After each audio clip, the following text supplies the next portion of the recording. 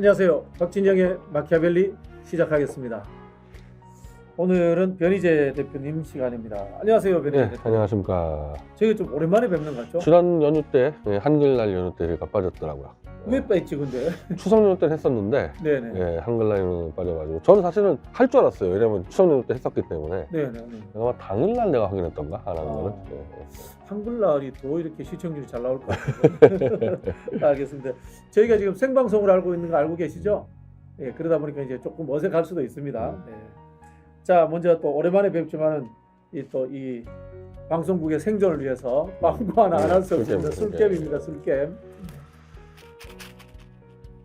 광고도 잊어버렸다.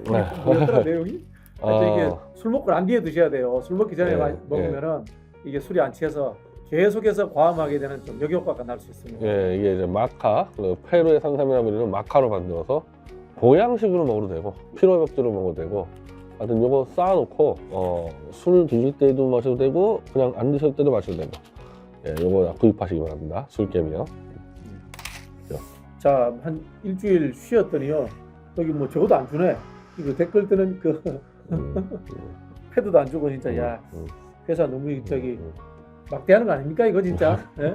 요즘 우리 프로에 잘 나가는 프로 많은 모양이죠. 네. 자, 우리 시청자 여러분들 지금 많이 들어오고 계시네요. 봉지욱 기자님 이야기하시는 분들도 있고요.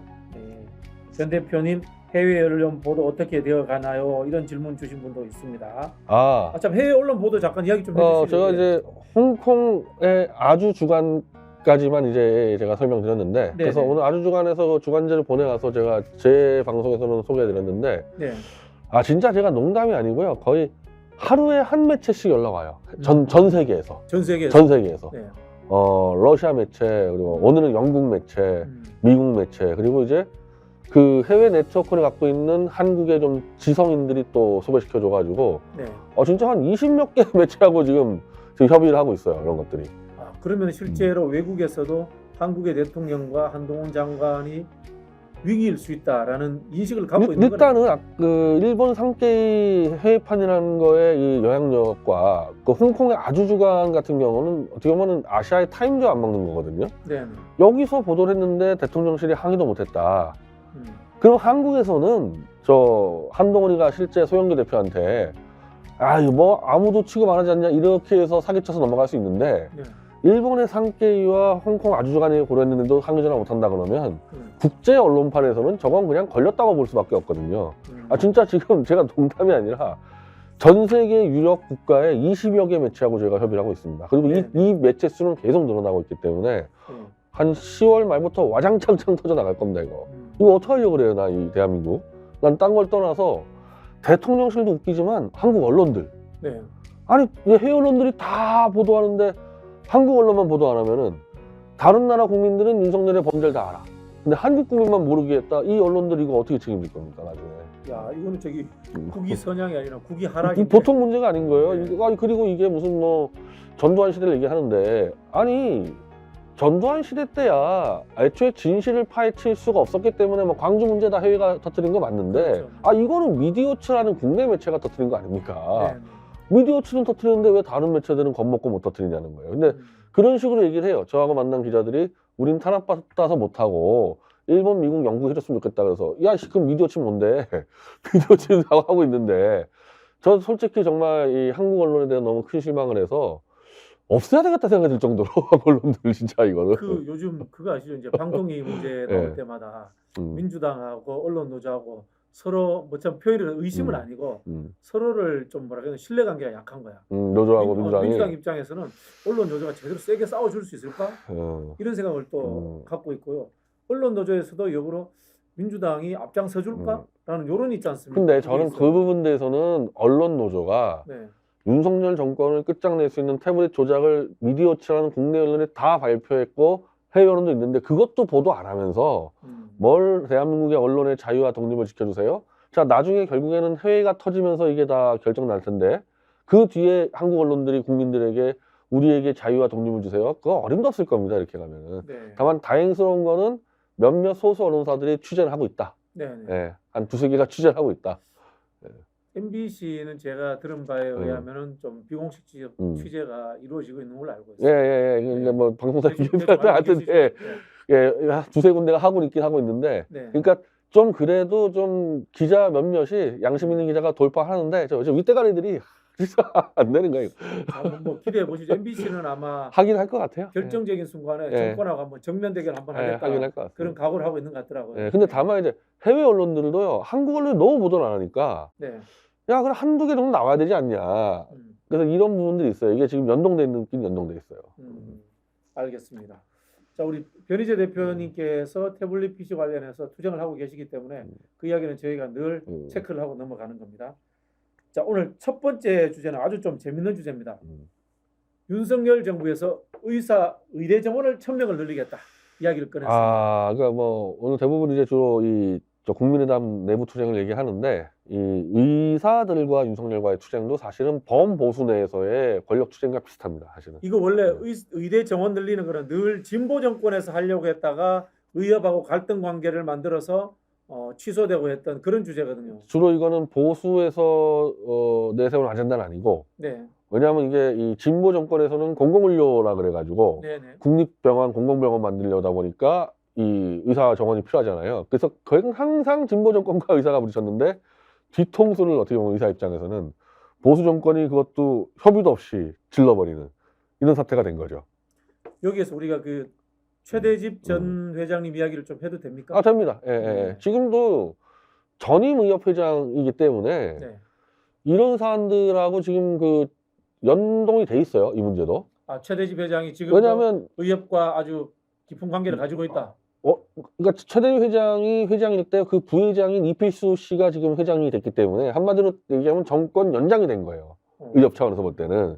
그러니까 최대집 바로 그 부회장이 회장이 된 부분도 있고, 최대집 회장 체제 때 문재인 정권에서 400명씩 늘리는 부분들을 협의를 하다가 보류가 됐었거든요. 그러니까 이 부분이 그때부터 시작됐기 때문에 최대집 회장이 굉장히 이제 많이 알고 있죠. 그래서 저희가 오늘 이거를 공공의료냐 또 민간의 확대냐라는 가치 판단의 기준을 가버리면 결론이 안 나요.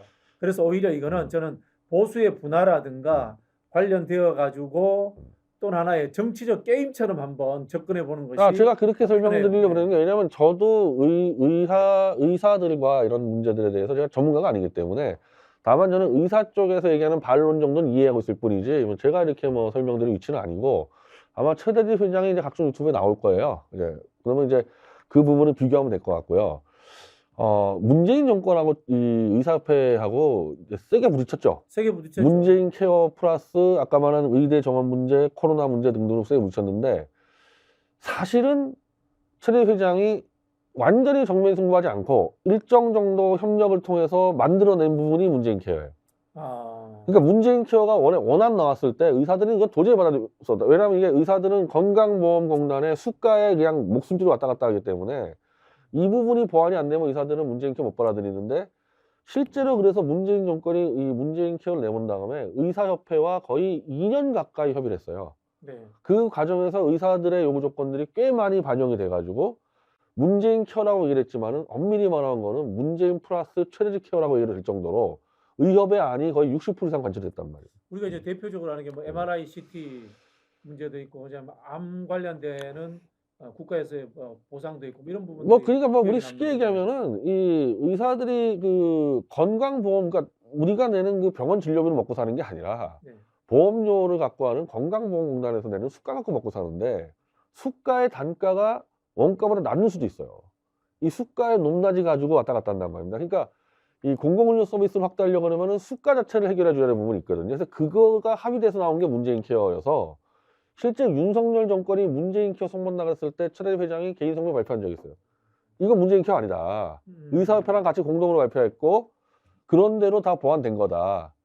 이제 그 문재인 케어를 그렇게 해서 발표하는 과정에서 의대 정원 확대가 나왔었는데 그게 한 400명입니다. 지금은 1000명, 3000명 얘기하는데 현재 의대 정원이 3000명이에요. 전체가 연간. 근데 그게 400명 늘린다 했었을 때, 그때는 이 문재인 케어를 할 때 정부하고 의협단체가 협의하는 협의체 기구가 만들어져 가지고 의대 정원도 늘릴 때는 이렇게 협의체 기구를 가자. 근데 의사들을 약간 연간 뭐 1000명에서 400명 늘린다 했었을 때 그 의사들의 시장이 굉장히 이제 큰 변화가 있기 때문에 그분들의 보완 조치를 논의를 하다가 보완할 게 너무 많은 거야, 생각보다. 그래서 거기서 보류가 돼버렸습니다. 그 의사들은 그때 어떻게 보면은 한마디로 놀랬죠. 근데 의사들 입장에서는 잘 된 거 아니에요? 그 보류된 상황이? 그러니까 보류는 됐는데 이게 정권이 또 연장되면 또 밀고 나올 수 있으니까 이제 문재인 정권에서 했지만 이제 진보 정권이 늘 의사들 정원 늘리려고 했으니까 그래서 의사들은 원래 박근혜를 지지하고 탄핵무효 운동에 의사들이 엄청나게 앞장섰고 저희 미디어치도 사실상 의사들이 꽤 많은 후원자가 있었거든요. 솔직히 의사들이 우리 사회 제일 기득권 중에 하나잖아요. 돈 많아요. 네, 돈 많죠. 많습니다. 예. 그거는 아마 이 연봉 통계로 보더라도 이 변리사하고 의사들이 거의 1, 2위로 왔다 갔다 하고 변호사 좀 많이 떨어졌습니다. 변호사들 많이 떨어져. 생각보다 많이 떨어져요. 하층까지 가려는데 제가 그 봤을 때 이 잘 나가는 변호사라고 하는데도 월 2천, 3천 안 되는 사람 대다수예요. 그러니까 뭐 변리사하고 의사가 1, 2위는 거 분명한단 말이에요. 그래서 네. 의사들이 내는 후원금도 액수가 커서 보수들이 의사들이 가지고 먹고 살아서 아니 실제로 진짜 이 보수에서는 변호사가 돈을 안 내요. 의사가 내지. 아, 의사가 보수의 제일 큰 그 후원자구나. 네. 네, 물론 이제 보수는 또 기업가가 또 워낙 많기 때문에 네. 그런데 이제 이 동네 와보니까 주로 변호사가 돈 내더만 딴 사람 낼 사람들이 없어가지고 우린 빈거네. 그래서 의사들이 그 혹시라도 또 이제 이재명 같은 사람 돼가지고 또 의사 한번 몇천 명 이만 나올까봐 똘똘 뭉쳐서 윤석열을 밀어버렸거든요. 근데 그 와중에 회장이었던 최대집 회장만 윤석열을 반대하지 않았습니까? 저거는 조작 수사 날조범이다 그래가지고 그래서 의사들하고 최대표하고 약간 이제 거리가 멀어졌죠. 의사들이 다 윤석열을 지지했으니까. 그리고 최대집 회장은 너희 봐라 윤석열 지지했다가 뒤통수 100% 맞는다 그랬거든. 제대로 됐는지. 왜냐하면 국가 경영이나 이런 거에 이해도 없고 그렇게 똑바로 국정을 운영할 의지도 없는 사람이 대통령 되면 가장 만만한 애들을 치는데 벌써 이미 윤석열은 위기 때마다 화물 노조를 쳤다는 게 얼마나 재밌습니까? 민노총을 친 적이 없어요. 화물 노조를 쳤어요. 그게 뭐예요? 노조 중에서 최약자를 친다는 거거든요. 최약체죠. 엄밀히 말하면 화물 노조가 아니잖아요. 자영업자들. 자영업자가 제일 약하잖아요. 네. 이름만 노조지. 네. 그러니까 이런 애들을 친 거야. 한노총과 민노총과 뭘 써왔습니까, 얘네들이? 그 화물 노조 때려잡아가지고 조중동이 뭐 해가지고 이제 뭐 노조를 때려잡는 추사에 대해서 지지율 엄청 올라갔었잖아요. 그걸 얻다가 이제 적용시켰냐? 의사들을 잡은 거예요, 말이에요.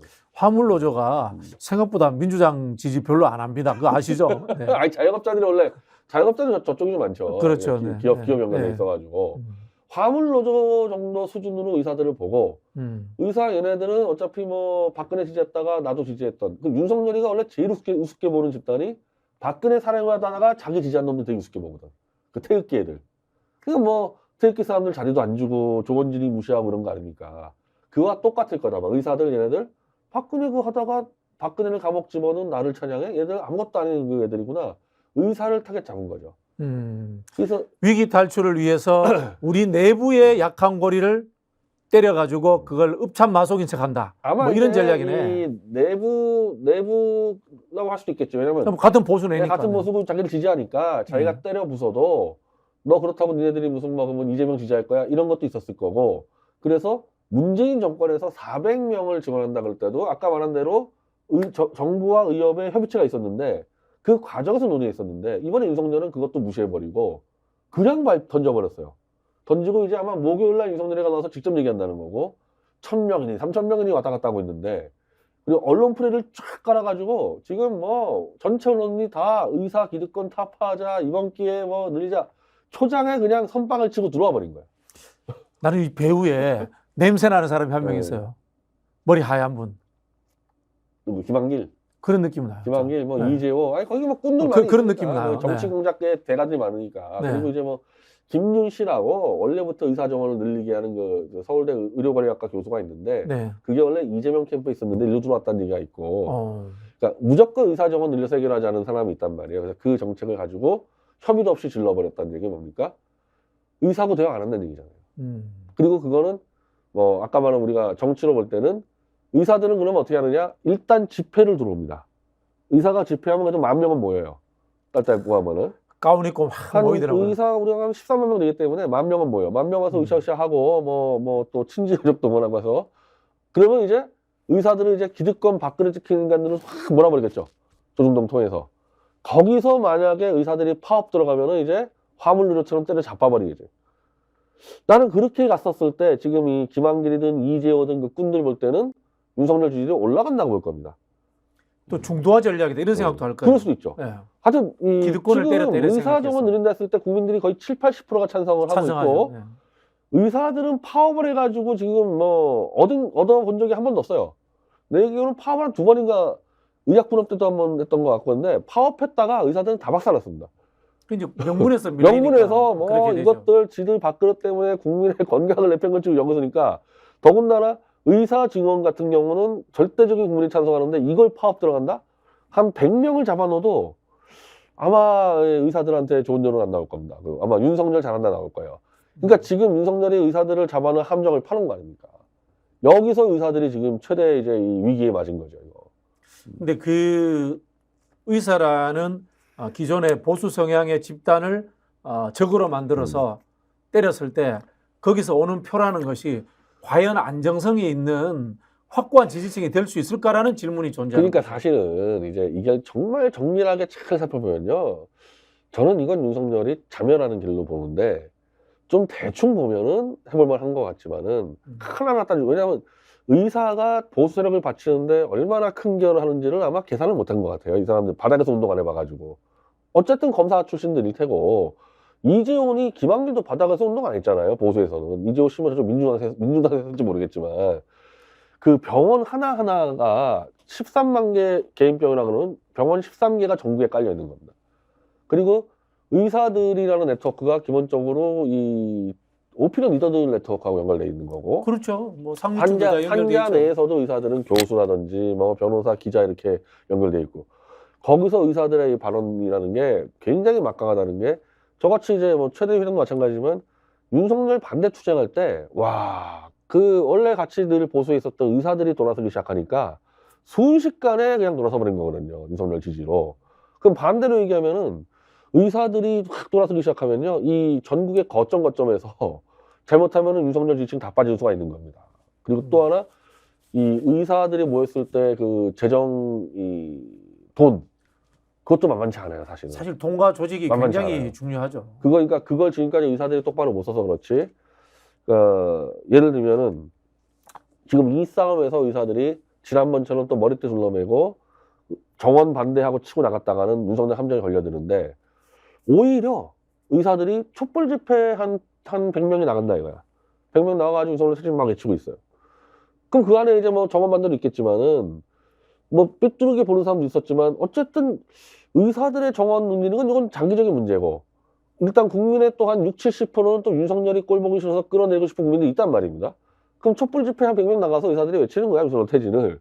그런 작업들을 해나가는 과정에서 의사들이 집회할 때 우리 같은 뭐 촛불 태극기 연대에서 퇴진하는 사람들을 연사로 부르고 의사들만의 그 집회 이슈만 하지 말고 예를 들면은 양평고속도로도 지르고 연사를 부르는 거지. 뭐 안진걸이나 부르고 태블릿도 저 같은 사람 부르고 그래서 윤석열 퇴진 이슈를 다 종합으로 모아서 집회를 하기 시작하면요. 그것도 한 10,000명, 20,000명 되면 만만치 않거든요. 더군다나 각 병원에 13만 개 병원에 윤석열 퇴진해야 되는 이유 한 팜플렛 한 20페이지짜리에다가 다 집어넣어. 양평 태블릿. 깔아놔 거기다가. 걔 대부분 의사 돼가지만 그게 보수기 때문에 더 위험한 거예요. 보수 네트워크 그런 이 병원 네트워크도 안쪽에서 지금 태블릿도 그렇지만은 보수 내부를 붕괴시키는 거기 때문에 저는 의사협회가 대응만 똑바로 하면요 윤석열 정권은 정말 골로 가는 수가 있어요. 사실 이제 이 의사 정원을 늘리려면은 뭐 공공의료를 확대하겠다라든가 뭐 산부인과, 외과 같은 필수 의료 인력들을 늘린다거나 그리고 또 지방 의료 인력들을 늘린다거나 이렇게 구체적으로 굉장히 섬세하게 접근해야 되잖아요. 의사협회 지금 통계 다 있어요. 통계 다 했어요. 네. 거기 그거 없겠습니까? 그러니까 산부인과하고 지금 소아과하고 응급치료가 제일 문제라는 거 아닙니까? 그렇죠. 아니 그러면은 산부인과가 왜 없겠냐 이거예요. 애를 안 낳잖아. 출산율이 낮으니까 산부인과 경영이 안 되는 겁니다. 그럼 산부인과에서 아이를 한번 낳을 때마다 이 수가를 올려줘야 될 거 아니에요, 건강보험으로. 그렇지. 이 수가를 잡아놓으니까 수지가 안 맞아. 근데 산부인과를 서울 시내에 차려도 수지가 안 나왔는데 이걸 전남에다 차린다? 그러니까 의사를 10,000명을 늘려도요. 수가 조정 안 해주면 산부인과 없는 거예요, 이거는. 아무도 산부인과 하러 안 가겠네요. 의사 10,000명이면 다 피부과 하려고 그러지, 안과 하려고 그러지. 자, 산부인과를 딴다 하더라도 병원을 내면 망하는데. 3개월 뒤면 망하는데. 그러니까 이게 수가 문제라는 게 수가가 사실은 더 먼저예요. 지금 근데 윤석열 정부는 그런 고려라든가 뭐 구체적인 접근을 아예 안 하는 거잖아요. 안 하는 거지. 그러니까 이게 정치적 돌파잖아. 그러니까 문재인 정권에서 이거를 못한 이유가 의사들이 무서워서 안 한 게 아니라니까요. 이것들을 다 논의해 보니까 이게 손댈 게 너무 많으니까. 그렇죠. 장기과제로 돌린 거거든요. 그래서 계속 오늘 윤석열 정권하고 이제 언론은 막 미국, 독일 막 예를 들면서 막 던져대는데 거기 이 진료비가 한국 진료비하고 게임이 안 돼요, 선진국들은.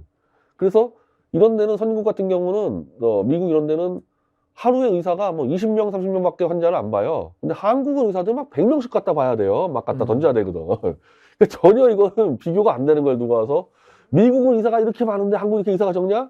아니죠. 그러니까 막 100명, 2명씩 갖다 버는 거고 그렇게 해야지 병원이 유지가 되는 거거든. 사실 한국이 국민들 입장에서는 전 세계에서 의료 보장제도 제일 잘 돼 있잖아요. 그렇죠. 근데 그게 이제 어떻게 보면은 잘 돼 있다 보니까 그거를 조정하지 않고는 의사들하고 되는 게 아무것도 없어요.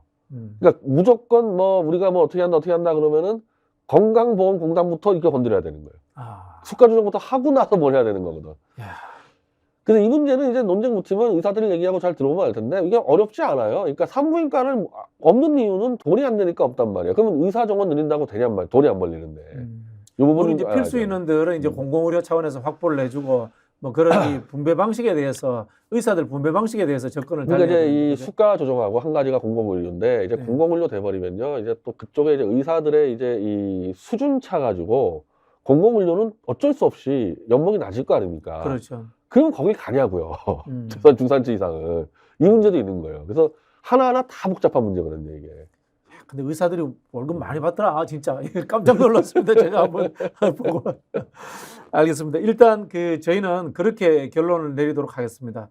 세부적인 문제를 떠나서 의대 정원을 늘림으로써 의협과 갈등을 맺는 것은 보수 세력 내의 중요한 분화와 갈등의 축으로 작동할 것이다. 저는 현재 이제 윤석열 정권은 이미 질렀어요. 네. 지금 오늘 의협 내에서는 윤석열이 철회할 가능성이 있다 그러는데 저는 그럴 가능성 없다고 봅니다. 이미 의사들을 호구로 보고 요놈들을 잡으면서 정권을 이제 유지하겠다가 나왔기 때문에 그리고 이 정원이라는 건요 한 번 늘어나면 이거 줄일 방법이 없습니다. 이거 대학의 이해관계라서 연결돼 있고 지금 고3들이 들썩이잖아요. 네. 공대 갈 준비하는 애들이 정원 는다 하니까 의대로 바뀌고 이거 너무 많은 거 건드려오기 때문에 한 번 정원 늘리면 그거 못 줄이거든요. 그러니까 의사들은 지금 윤석열이 5년 임기를 채우는 순간에 이건 끝나는 거예요. 한마디로 윤석열을 퇴진시키지 않으면 의사들의 자기들이 생각하는 미래는 없다. 그래서 퇴진으로 나서야 된다고 그러고 뭐 제 생각은 최대중 회장은 아마 그 생각일 겁니다. 전통적인 이 보수의 책사가 낸 아이디어는 아닌 것 같죠, 그죠?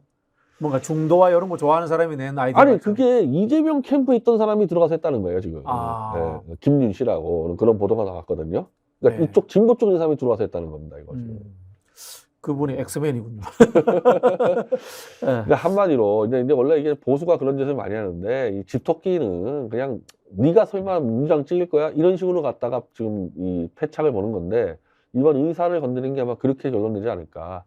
그래서 안 그래도 지금 이 국민의힘 내부가 엄청 복잡하게 돼 있는데 여기에 의사들까지 껴가지고 저는 윤석열 퇴진이 앞당겨질 수가 있겠다 이번 문제로. 근데 다만 이제 의사들이 정신 차려야 되는 거죠. 네. 구체적인 뭐 최대집 회장하고 자주 뵈시니까 그런 전략적인 것들에 대해서 같이 논의도 하고 이렇게 해야 되겠네요. 목요일 날 최대집 회장이 팟빵의 병강서에 출연해서 일단은 국민들에게 이제 제가 대충 설명한 부분 이 정원만 늘린다고 해결되는 거 아니다. 일단 이거부터 이해를 시키고 최대집 회장은 어차피 윤석열 퇴진 운동 했던 사람이니까 저는 의사협회가 만약에 윤석열과 싸운다면은 퇴진을 먼저 주장했던 사람이 앞장서는 게 맞아요. 뒤늦게 윤석열 만세 찬양하다가 의대 정원 늘린다 이때 퇴진 얘기하면 우습게 보인단 말이에요. 이익관계로만 네, 한 최대 회장은 뭐 윤석열 대통령 되기 전에부터 퇴진 운동 했던 사람이니까 그런 사람들이 앞장서야 되는 거죠.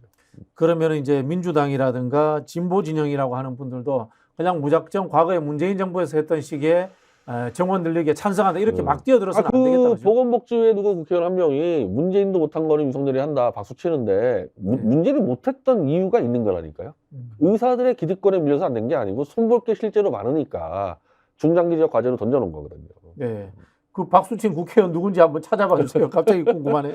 저는 그 보건복지이기 때문에 이 상황을 알면서 너 윤석열 죽어봐라 그런 의미가 그래요? 네. 이거 의사들이 건드리면 죽는다. 계속 가라 윤석열 고해라. 그런 의미로 이야기했을 수도 있겠네요. 네, 알겠습니다. 자, 오늘 뭐 저희 주제가 보수의 분열 어떻게 될 것인가?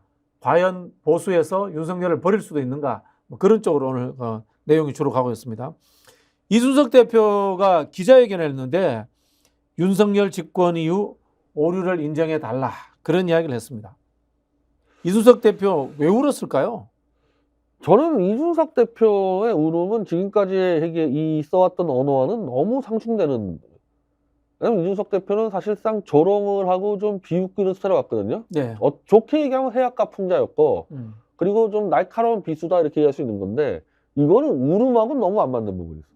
이거 끝장 본다는 뜻 아니에요? 한편으로 보면? 아니 끝장 본다 그러면 끝장 본다고 얘기를 하던지 근데 우는 게 난 별로 효과가 없었다 보는데 네. 지금 제가 보는 관점에서는 윤 집권 이후 오류다 요렇게 얘기하는 게 이준석 대표 얘기고 그럼 집권 전에 내가 양두구육했던 거는 별 그러니까 문제 없었다 이야기를 하는 거잖아. 이게 이준석의 한계라는 거예요. 그렇죠. 이게 네. 집권 전부터 문제가 있던 사람은 원래 그런 사람인데 이걸 그때까지는 내가 하는 건 문제 없었고 집권 이후 오류 인정하라. 그러니까 이준석의 한계고 여기서 좀 더 나간 사람이 이현주 씨인데 네. 이현주 씨는 윤석열이 문재인의 검찰총장 하면서 보수 인사 200명을 잡아 넣을 때부터 이건 아니었다. 네. 이건 보수가 지지하면 안 된다 해서 더 나갔지 않습니까? 네. 네. 여기서 더 나가는 게 저하고 최대집이에요. 이거는 문재인 정권 이전에 이미 탄핵 때부터 이건 조작날조범이다. 네. 네. 근데 윤석열과의 결별하려면 그 근본을 쳐야지. 이준석은 진짜 이 최근에 1년 반 동안의 실정 가지고 얘기하잖아요. 임팩트 약합니다. 원래 실정할 수밖에 없는 사람이었던 거잖아요. 이거는 이렇게 아주 결별할 수도 없고, 이 국민적 설득력도 약해요. 그럼 너는 뭐냐? 너는 왜 윤석열 만들었냐? 여기서부터 막히니까 이준석 스타일로는 윤석열을 못 이긴다는 겁니다. 그래서 윤석열의 원래 근원까지 건드렸던 최대집이나 이현주 정도까지 와줘야지 윤석열과의 싸움을 이길 수 있죠.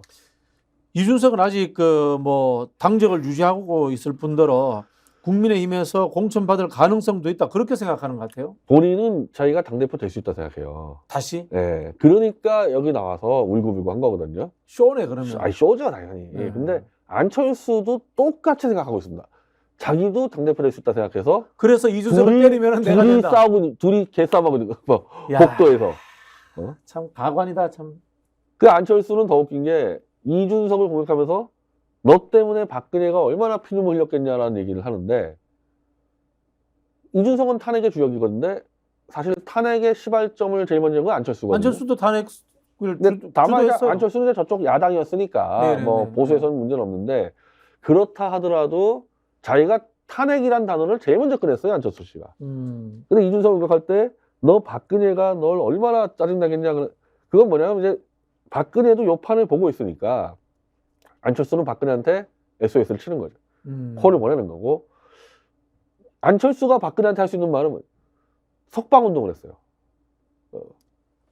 그렇지. 네, 박근혜가 12월 말에 석방될 때 네. 그때 저하고 최대집 대표가 박근혜 석방운동금을 만들어서 제일 먼저 안철수한테 공문을 쐈어요. 좀 나서달라고. 그래서 안철수가 그 뒤로 석방운동을 해가지고 길거리에 펜만 들고 다니고 했었거든요. 그러니까 윤석열 애들이 무너졌을 때 일단 안철수는 이 당의 기반이 없으니까 박근혜의 지지를 받아보겠다. 그리고 박근혜는 아마 이준석을 무지하게 싫어할 거다. 요 판단으로 박근혜 끌어들인 거죠.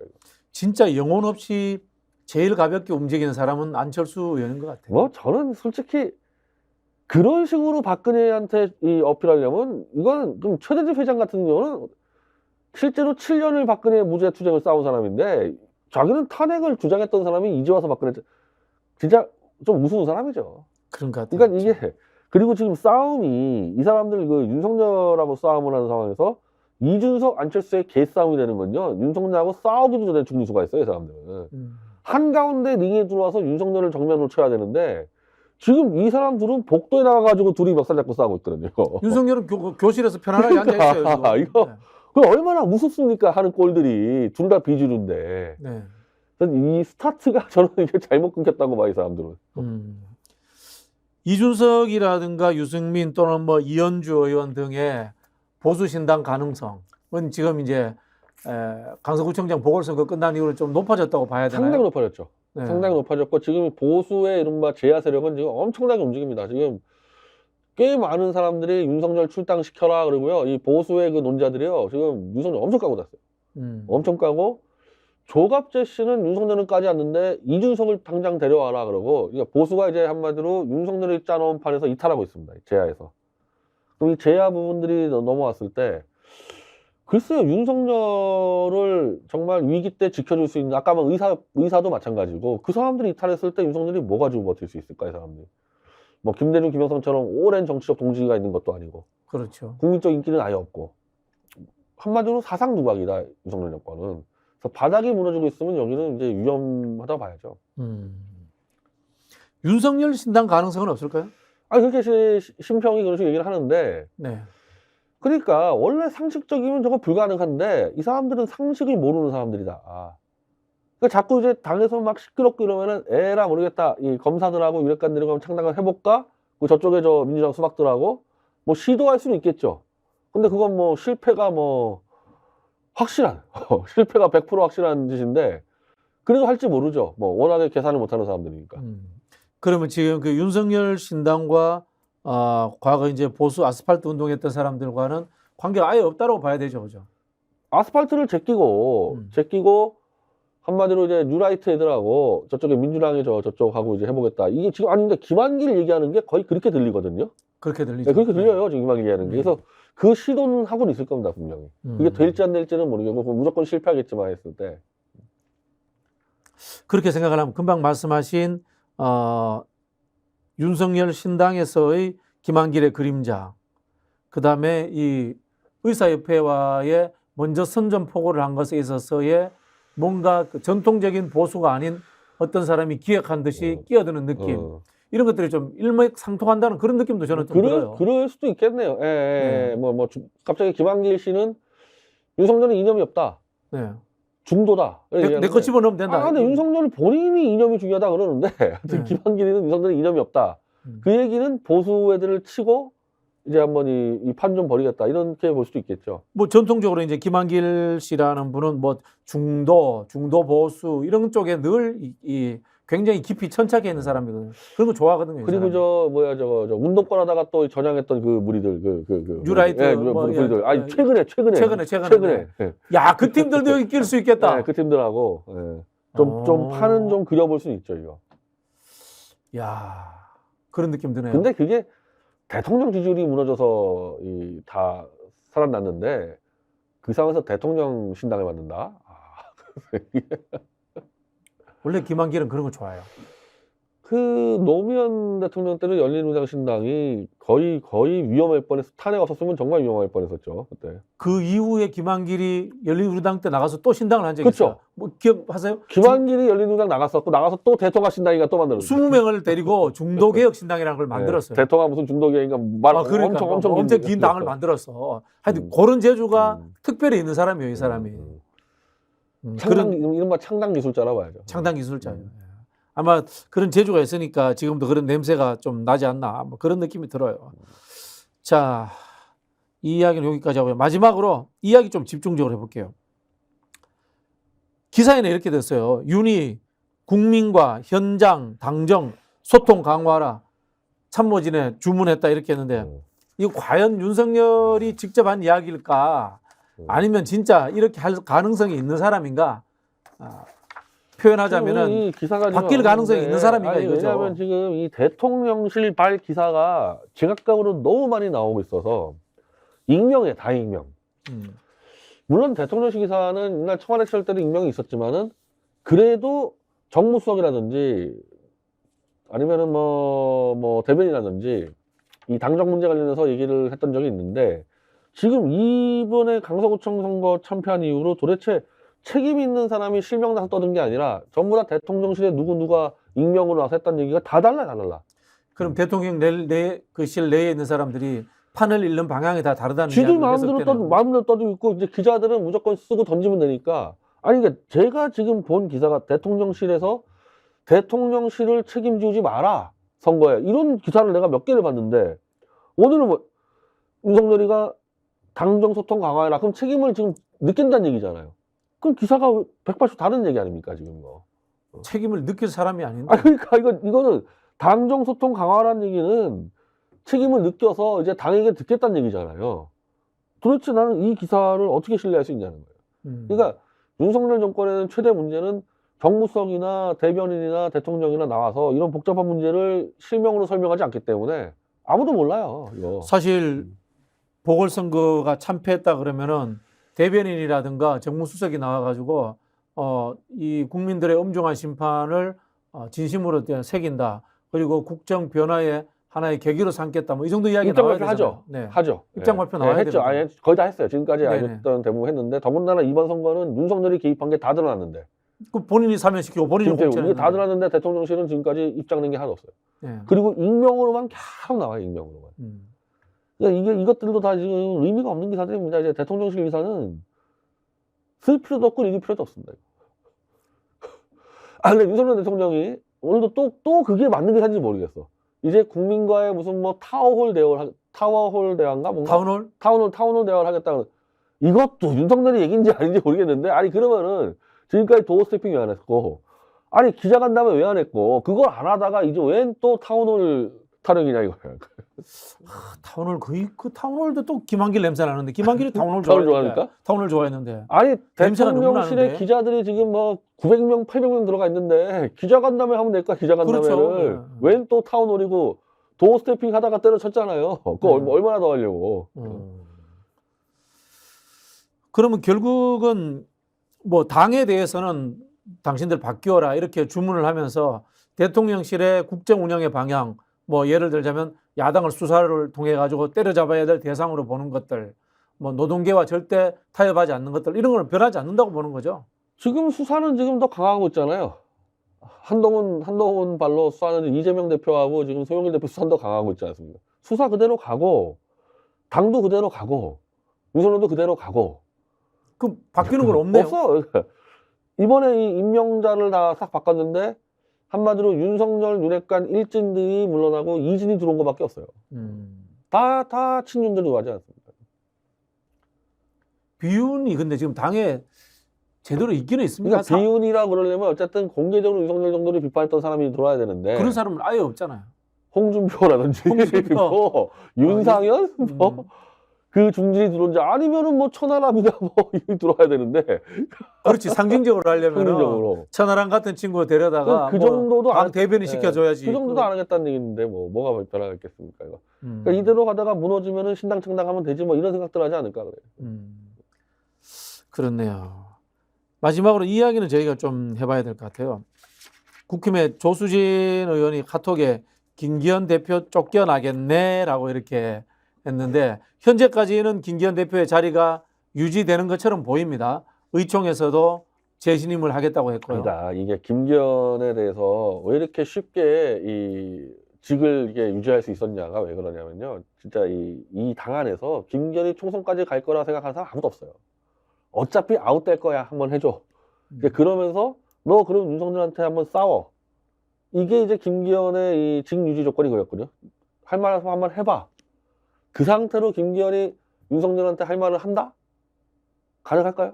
못하죠. 할 말 한다고 또 해서 그럼 유지가 될까? 그러니까 이 당 전반적으로 이번에 김기현을 세게 안 친 거는 어차피 얘는 아웃이다. 12월 달에 뭐 대장동 특검이나 도이치모터스 특검 올라가면은 그때 가서 또 한번 파토 난다 그쵸? 이렇게 보시는 거예요. 이미 너무 폭탄들이 많이 있기 때문에 그건 이제 한 2월 정도 갔을 때 누구 하나 또 깜짝 쇼로 누구 하나 데려와서 판 바꾸면 된다 다 생각하는 거거든요.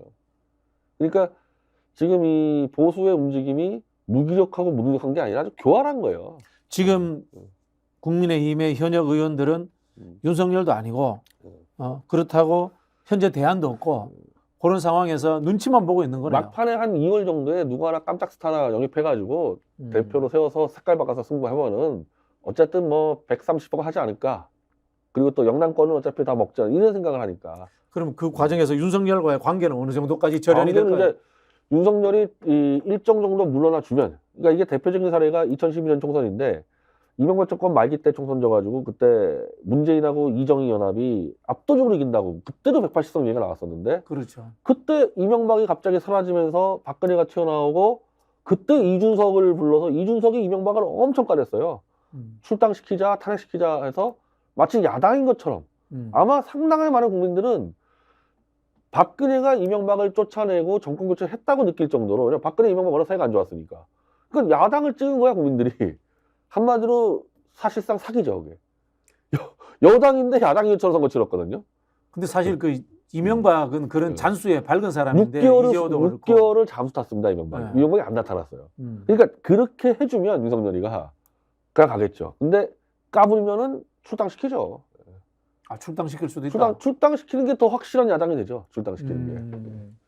제일 확실한 야당은 그러면은 출당한다 그러면 그냥 탄핵해버릴 수도 있잖아요. 탄핵은 이제 지들 손에 그 피 묻히기 차대는 민주정부는 알아서 하라 그러고 출당을 시켜놓고 선거 치르겠죠 그 사람들은. 뭐 예를 들어서 뭐 탄핵안이 올라오면 어차피 비공개니까 적당히 알아서 뭐 찬반은 개인적으로 판단하고 뭐 이런 식으로 갈 수도 있는 그러니까 거예요. 뭐 탄핵까지 갈지 모르겠는데 제 생각에 이게 이 디데이가 뭐 한 1, 2월쯤 될 테니까 뭐 네. 2월 달에 출당시키고 선거 치르면 되죠. 뭐 귀찮게 탄핵하겠습니까? 근데 출당된 순간에 윤석열은 끝난 거예요. 그러면 이 상황에서 타협책은 뭐가 있을까요? 타협책은 이명박처럼 잠수 타야죠 윤석열이. 잠수 타고 윤석열이 뭐 한 10개만 챙겨줘 뭐 이 정도인가요? 뭐 그 정도로 하고 그때는 이명박이 한 10개 챙긴 걸로 알고 있는데 네. 챙기고 이제 아예 안 보여야 되고 이 당대표는 윤석열을 아주 세게 깐 사람이 들어와야 되겠죠. 그럼 유승민밖에 없는데 유승민은 안 줄 것 같은데 아무래도. 유승민은 제 생각은 그거는 박근혜 문제 때문에 이건 어떤 일정 박근혜 정도 문제도 있기 이 때문에 안 박근혜 되고. 영향력도 있고 플러스 알파 어쨌든 보수의 주류는 탄핵 반대였기 때문에 탄핵을 주도한 사람은 저는 어렵다고 봅니다. 이재호 이런 사람일 수 있겠네요.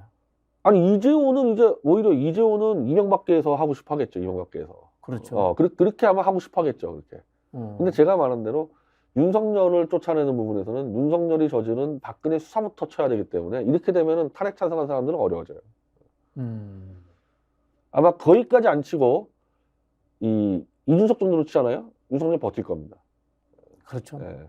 왜 국정 운영에 대해서 하면요, 야 너희들도 같이 하지 않았냐? 언제 지네들이 뭐 똑바로 얘기한 적 있냐? 그리고 이준석은 자기 선거도 뛰어졌잖아요. 여기서 안 되기 때문에 윤석열 정리하려면은 그런 쪽으로 쳐야 되기 때문에 저는 탄핵 찬성이 어렵다고 봐요. 그래서 한쪽에서 나오는 게 이제 권영세, 결국은 권영세한테 가지 않느냐라는 이야기가 그건 나오는 이유죠. 윤석열 일파인데 윤석열이 하고 싶어 할 거고.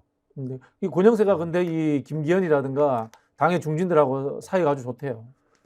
아니 그러니까 그 사람들은 하고 싶을 텐데 권영세가 올라왔다 해가지고 야 이제 야당 됐구나. 그러니까 제 말은 맞네요. 투표할 국민들이 이걸 야당이라 생각해야 되거든요. 예.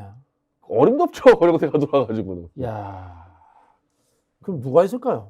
저는 이현주 최대집이 제일 가능성 없다고 봅니다. 근데 이제 최대집이 이제 기회가 왔잖아요. 의사들 조직해서 어느 정도 가느냐.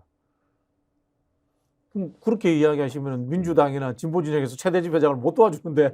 아니 뭐 그건 어쩔 수 없고 그렇게 하면 어쩔 수 없고. 네. 근데 저는 뭐 정확히 짚으니까 최대집이 되는 이유는 가장 그런 쪽으로 윤석열을 써왔기 때문에 그래야지 윤석열 세력을 발벌성을 할 수 있지. 나머지는 어정쩡해 버리거든요.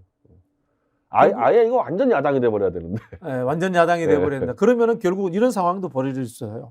현재 야당과 국민의힘이 변질된 뭐 야당의 형태를 띌 때는 강성 경쟁이 일어날 수도 있어요. 윤석열을 향해서. 그러니까 그 2012년 총선 때 이명박이가 싫어서 이명박 심판 총선이 갑자기 박근혜가 튀어나오면서 박근혜가 이명박을 심판해 버린 거야. 그렇지. 야당이 심판을 못한 거죠. 못한 거죠. 네. 그래야 이겼잖아요. 그때 박근혜가. 근데 그거는 이제 어쨌든 짜고 치는 겨루기였잖아요. 박근혜하고 이명박하고. 근데 어쨌든 국민들은 이미 이명박은 사라졌다고 생각했단 말입니다. 네. 자, 이번에 마찬가지인데 이거 그때 이명박 싫어하는 것보다 내가 볼 때 3배는 더 강도로 싫어하는데 국민들이. 뭐야, 10배도 넘어요. 그럼 윤석열을 쳐야 되는데 최대집 위원주가 쳤어.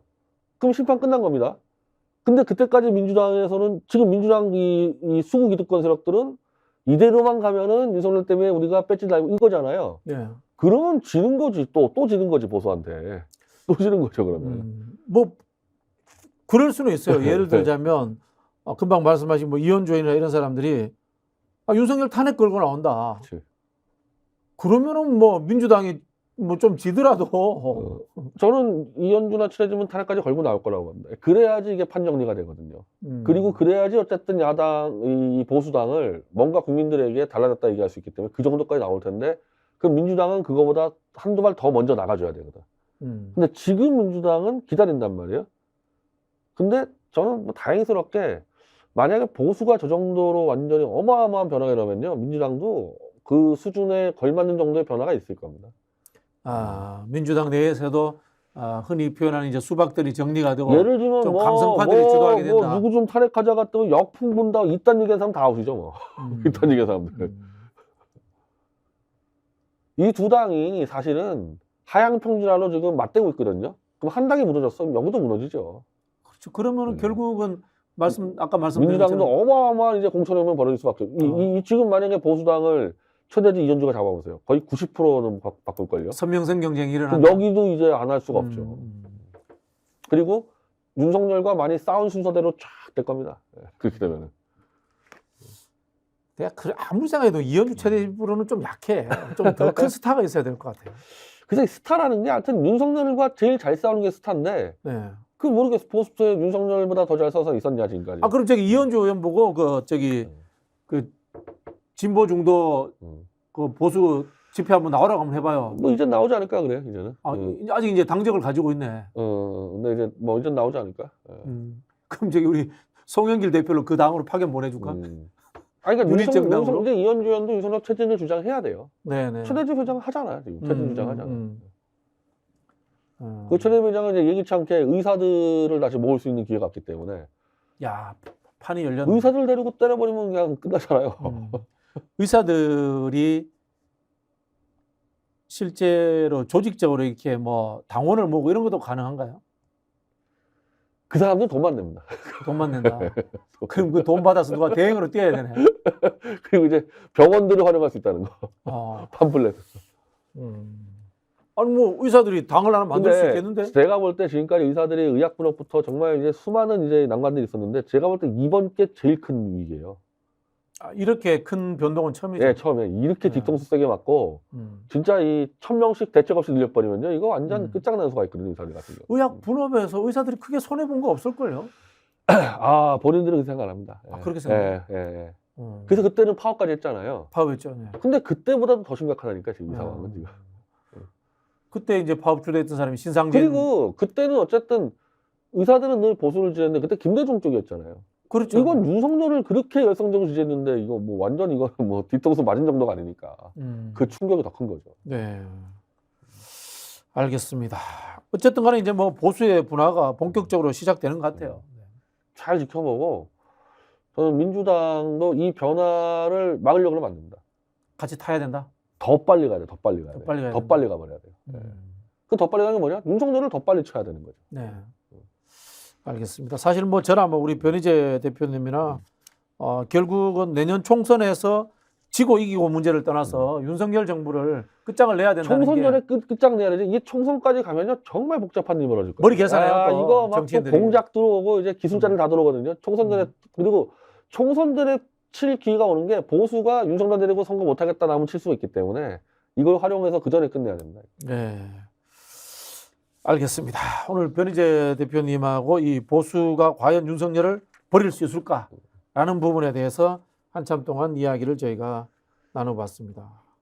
문재인 윤석열의 빚진 거 없는 이현주가 든든하지 뭐 이런 지금 댓글도 달리고 있습니다. 반윤 세게 하면 집권합니다라고. 그렇죠. 트윈스리 누가 더 제대로 싸웠냐 따지고 그게 이제 배지를 달고 이 권력 잡는데 정권 잡는 데서 누가 더 잘 싸웠냐 그렇게 결정날 겁니다. 굉장히 개그를 잘하시는 분이네요. 김행희 비대위원장 하면은 대박인데. 알겠습니다. 자 마지막으로 앞으로 우리 변희재 대표님의 정치 일정 좀 이야기해 주시죠. 저는 어쨌든 지금 뭐 제 주 업무는 태블릿 PC예요. 네네. 사실 하루 종일 그 일을 하고 있고 이것도 이제 엄청난 사실 변수가 이게 터졌을 때 네. 이거 원래 보수 이슈란 말이에요. 이것도 이거 갖고 이제 보수가 윤석열을 치면 되기 때문에 이게 완전히 전 세계에 퍼졌다. 그리고 뭐 MBC KBS가 보도했다. 그럼 이거 어떻게 덮을 겁니까? 그럼 그 자체로 윤석열은 아웃입니다. 네. 그것도 보수의 손으로 아웃시켜버리죠. 그래서 저는 이것도 민주당이 빨리 해야 돼요. 민주당이 안 하잖아요. 결국 어떻게 되냐? 윤석열 심판의 무기를 보수한테 뺏기는 거예요. 이해가 됩니다. 사적인 질문 하나 해도 되겠습니까? 결혼 준비는 하고 계신가요? 네, 저는 결혼식장까지 다 봐놨고. 날짜는 아직 안 정했고요. 날짜 5월. 내년 5월? 네. 그러면 그 전에 윤석열 끌어내릴 거는 확신을 갖고 있기 때문에. 네. 주례 선생님도 있습니까? 네. 차기 대통령이 주례서나? 주례는 원래 10년 전에 전광훈이 쓰기로 약속돼 있는데 네. 확인을 해봐야죠. 네. 쓸지 안 쓸지. 자, 알겠습니다. 오늘 박진영의 마키아벨리는 여기까지 마치도록 하겠습니다. 감사합니다, 변희재 대표님. 네, 감사합니다.